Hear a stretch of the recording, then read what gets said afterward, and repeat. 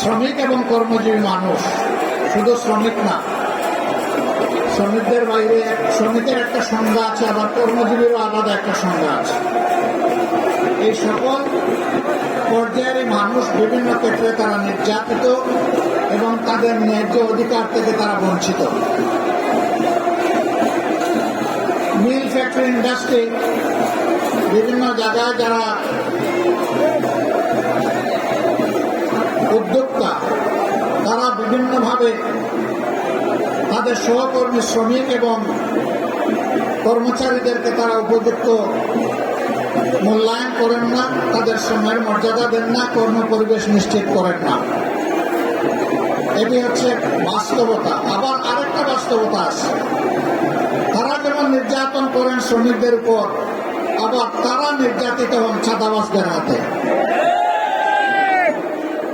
চাঁদাবাজরা বিভিন্নভাবে তাদের কাছে হাজির হয়, বিভিন্ন রূপ নিয়ে হাজির হয়, বিভিন্ন দিবস পালনের জন্য হাজির হয়, এমনকি আজকের দিবসটি পালন করার জন্য বিভিন্ন জায়গায় হাজির হয়েছে। এই দ্বন্দ্ব কতদিন চলবে? আমরা চাই না এই দ্বন্দ্ব চলবে। আমরা চাই মালিক পক্ষ এটা বুঝবে, শ্রমিক বাঁচলে আমার শিল্প বাঁচবে, আমার ব্যবসা বাঁচবে। শ্রমিক যদি না বাঁচে, আমার ব্যবসা এবং শিল্প বাঁচবে না। আবার শ্রমিকরাও বুঝবে, উদ্যোক্তা, মালিক, শিল্পপতি যারা আছেন, তারা যদি বাঁচে তাইলে আমরাও বাঁচবো। কারণ আমার কর্মস্থলটাই যদি ধ্বংস হয়ে যায়, আমি দাবিটা করবো কার কাছে? এই জন্য উভয় পক্ষেরই এখানে দায় আছে, দায়িত্ব আছে। সত্যিকার অর্থে আমরা যদি একটু টেকসই বাংলাদেশ গড়তে চাই, একটু শান্তির বাংলাদেশ গড়তে চাই, তাহলে সমাজকে হাতে হাত ধরে পরস্পরকে সম্মান এবং ভালোবাসা দিয়ে এই সমাজকে গড়ে তুলতে হবে।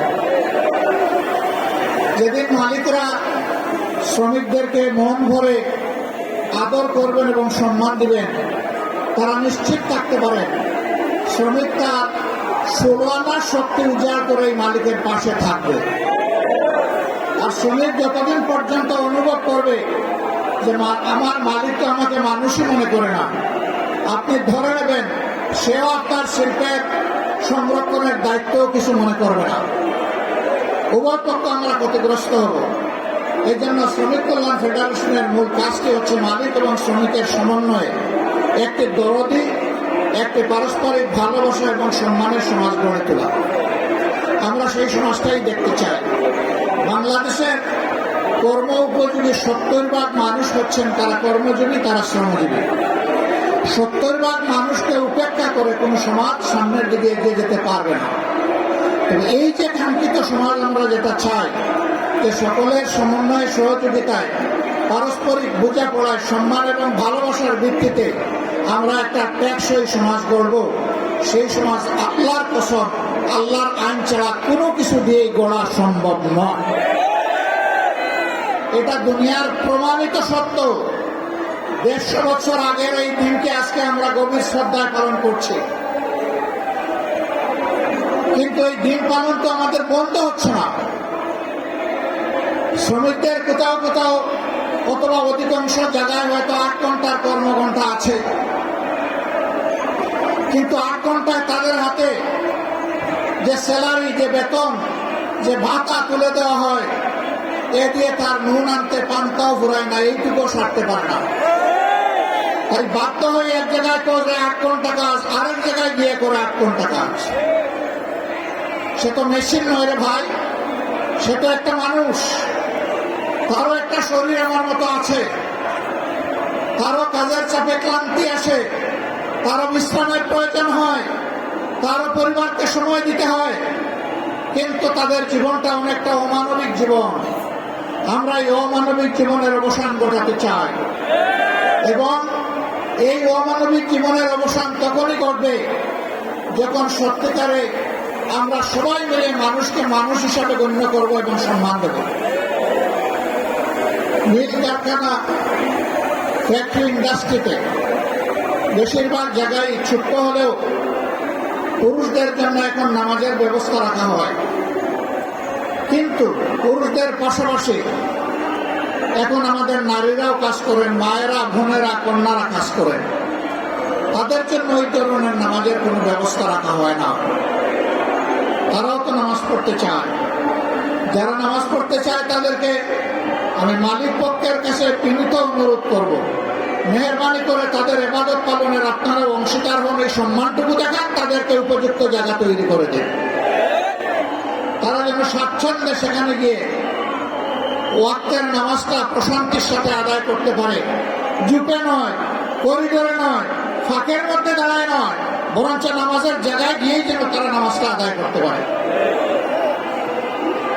সম্মানিত শ্রমজীবী ভাইয়েরা, এখানে একটা বৈষম্য আমরা করেছি, এই জন্য মাপ চাই।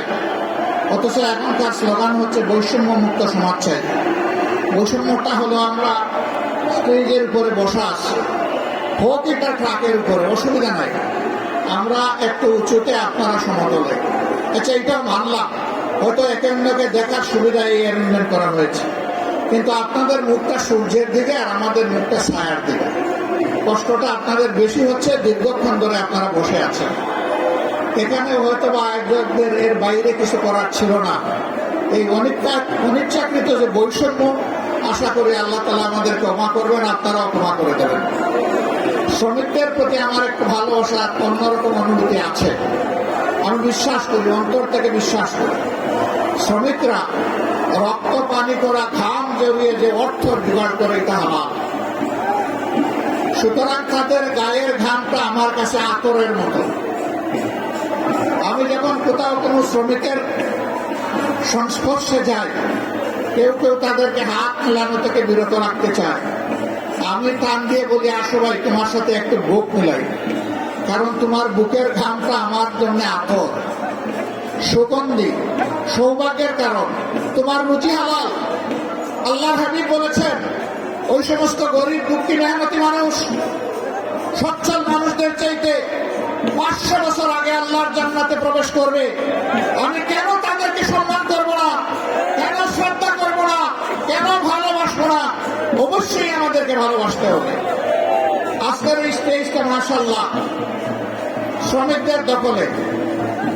আমি তো আছি আপনাদের রুহানি সহকর্মী, কিন্তু একদম জিসমানি সহকর্মী হচ্ছেন সেক্রেটারি জেনারেল জামাত ইসলামের। তিনি শ্রমিক কল্যাণ ফেডারেশনের কেন্দ্রীয় সভাপতি ছিলেন।